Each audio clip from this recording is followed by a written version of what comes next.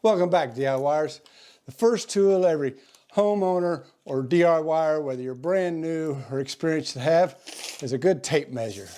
As you can see here, tape measures come in many different flavors and sizes. And this by no means is an exhaustive array of the various different ones out there. There's quite a few other different types. So you got tape measures out there that go to 100 and 300 feet. But say you're gonna hang a picture, you're probably gonna need a tape measure for that. You're gonna hang a new shade or drape or something, probably gonna need a tape measure. Or you're gonna go out and build something in the garage, most likely gonna need a tape measure. So what do you need to look for in a tape measure? So these two 50-footers, obviously, you don't really need. The type of tape measure you get will vary on what projects you plan on doing. If you don't think you're gonna do anything very major, one of these little flimsy ones like this will work just fine. If you're gonna step up and do something a little more advanced, maybe you need something that's a little longer, like this one here that's got a latch on it, or even a 12-footer. And what this is right here is the latch, so that when you put the tape measure out, push that down, it stays out. Or you know you're gonna wind up doing a lot more come down the road, well then get you a bigger one. Maybe this is a 15-footer, here's a 25-footer, here's a 30-footer. So what should you look for in a tape measure? Tape measures come with all kinds of gimmicks on them, at least these types. These don't necessarily. And what do I mean? I've seen these with pencil sharpeners on them. I've seen them with little levels on them. I've seen them with little laser lights. I mean, all different things. The other day I was in Home Depot looking at tape measures, and there's one that's got it on both sides, which was very, very nice. I just couldn't justify with all the tape measures I have buying another one. But what I feel that you need to look for in a good tape measure is, one, it's a stiffness ability. How far out can you extend this without it breaking over? And it will depend on what kind of tape measure you get. The wider, the better as far as stiffness. Now, I literally in the store grabbed half a dozen different tape measures. They actually had on the label how far they could extend out before they snap off. No, I mean snap off break. And we tested them. And the best one I got was the 14-foot. That's a way out there. I mean, it was out there. But none of them reached the potential they had marked on the tape measure. But anyhow, I think 14-foot is a really good tape measure to reach out there. You want something that's got a little latch on it so you can grab a hold of. Like I say, something that's kind of wide and stiff as far as how accurate does it need to be, meaning how far down do the marks need to go on the tape measure. Pretty much all of them are going to take you down to the 16ths, but some of these out there, the newer ones, they'll even go down to 30 seconds. And that'll be up to you if you want to get that fancy. This little lip on the edge, this little metal thing, you'll notice that this moves up and down. And you're probably thinking, what's that for? Good question. That's for when you grab a hold of a board, this thing is going to extend out. And when you smash it up against something, it's going to push it in. The amount that it moves out and back is supposed to be the width of this piece of metal. So a good way to test that when you're at the home center getting one would be, like I'm going to show you here, is just you pull it out, mark say 2 inches, 3 inches, whatever, and then push it against something and see if those two lines match up. The other way you can kind of check accuracy between your tape measures, meaning say you're going to get a Milwaukee tape measure and you want to see if they're accurate between the manufacturers. Well, what you could do is just take them, fold them out, and line up the inch marks and see if all the marks line up. If they do, well, then at least they're consistent. Even if it's not a true inch, at least they're consistently all wrong, okay? That's kind of what you want. You don't want one that's going to, where the inch is off by a 16th. You definitely don't want that.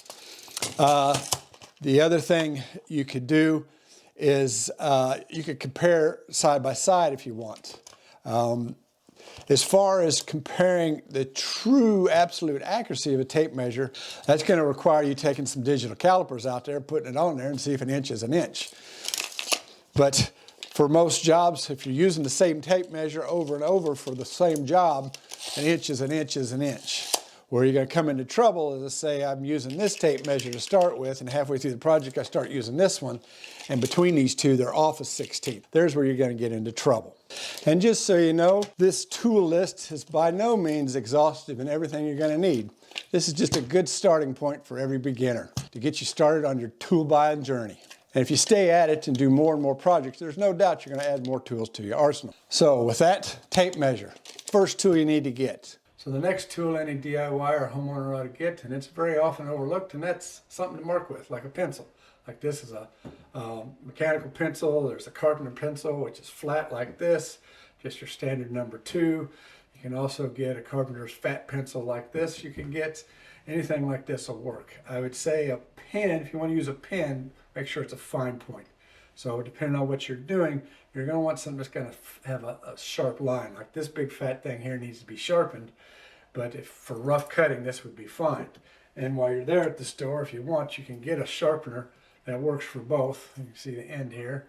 Works both for these flat pencils. You can spin it around, and it works for these big fat ones at the same time. So if you're going to get a mechanical pencil, make sure you get one that's 0.7 on the lead. Your standard smaller leads that you get for your ordinary writing pencils, the lead's going to be too thin and break very easily when you're trying to mark something. Now it might work if you're trying to mark on the wall to say hang a picture or something.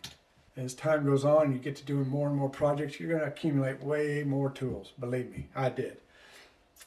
And so stick around. I've got 5 more to go. Plus at the end, I got a bonus tool I want to show you. And the next tool will be some sort of utility knife. Like I like this one here. It's called an Olfa knife. There's not much blade left in it. It's very nice, retracts back. There's these little small ones like this you can get that you can use by your thumb. They're nice if you don't have to cut anything very heavy. These are much better for cutting a lot of other things. And while you're getting them, they come with a couple blades. Go ahead and get some replacement blades for them while you're there. But you'll need some sort of knife to cut things. And nothing else, cut the package open for your tools. Now this 4th tool comes in a very assorted different varieties. And that's your common everyday pliers. There's here your standard pliers. They've got a little groove in them so you can, if you got something that's kind of fat to grab hold of, you can extend it out to do that. You got your standard channel locks that got different settings for depending on how fat of whatever it is you need to grab hold of. You got vice grips that are adjustable. They come in many different sizes. They come as self-adjusting, like this pair here. Whenever you clamp onto something, it adjusts to whatever it is you're clamping to. This is the old style. You got a smaller version of the channel locks. You got needle nose that are curved or straight. You got side cutters. I mean, there's a whole variety. So what should you get? I would say get you a good pair of channel locks and a good pair of standard pliers. That would be a good starting point. Now, a lot of times, if you look at, wherever you happen to be buying your tools, whether it's the box store, wherever, a lot of times you'll find package deals instead of having to buy one each by themselves. Sometimes you can find a package deal where there might be 2 of these and say vice grips in there. So look for that. But a good set of pliers, because you'll need a set of these for a lot of things. You'll be surprised how much you'll need a set of pliers for. And let me know down in the comments, what was the first tools you went out and bought when you was first starting out? And this next tool, same thing, comes in a very wide assortment of different varieties. And that's your screwdrivers. As you can see here, I got different sizes. I got different sizes of Phillips, different sizes of standards, different lengths, small, extra short, one with a grasper on it to grab a hold of the head of the screw. So what should you get? Well, you need at least 1 Phillips and 1 standard. And those are pretty self-explanatory. Again, like the pliers, when you go to get a set of screwdrivers, if you look, a lot of times, and that's how I got a lot of these, honestly, was they had like a 15 pack, and so I just got them. But what you need to get, Phillips screws come in different heads, if you will. But the most common is a number 2 Phillips. So you want to make sure you get at least a number 2 Phillips and a kind of medium of the road standard. Probably something more like this. This is kind of a fatter end because some of your screws are small enough that these fat screwdrivers won't fit down inside there. But if you get a variety pack, or as you buy more and more, you'll find that you'll need bigger and larger screwdrivers to get some of the screws that you're dealing with out. But I would say at least get you a standard regular size screwdriver and a number 2 Phillips. And the next tool you should get would be a hammer. And again, these come in a very wide assortment and varieties and sizes. So you got your standard framing hammer, you got your standard finish hammer, and what's the difference? The heads. If you look, the finish hammer is going to be smooth, so that when you're hammering on your finish trim work, that you don't make any marks in it. Whereas your framing hammer, this one's pretty wore out. It's going to have these etched marks in it, so it grabs a hold of that nail as you're hitting it to drive it in. You got ball peen hammers, you got 3-pound hammers, you got roofing hammers, you got what they call dead blow hammers, you got rubber hammers. I mean, you can get a finishing hammer this big, bigger, smaller. I mean, it's just whatever you want. Like this finish hammer here is a 22 ounce. They come, I think, 26. So depending on what you think you're going to need. Now, if all you think you're going to do is hang, say, pictures, then not necessarily a ball peen hammer, but you can get a finish hammer, and you can get one that's probably no bigger, that's probably shorter than this, that'll do a good job for you. And then as you move up to doing more and more things, you can venture out and buy more and more hammers. Now, this last tool, again, some of you probably haven't thought about it. You may already have it. The 7th tool on this list is a 2-foot step stool. Now, how do I know it's 2 foot? Check out the rungs. The space between the rungs is always 1 foot, so you can look at any ladder and tell how tall it is. 1, 2. Now, good step stool. You're going to need it to, say, reach up and change light bulbs or grab something up high. And just so you know, all ladders and step stools, everything have a rating on them, a weight rating. And I call them a class, but they're called types. There's type 1A, 1AA, 2, and 3.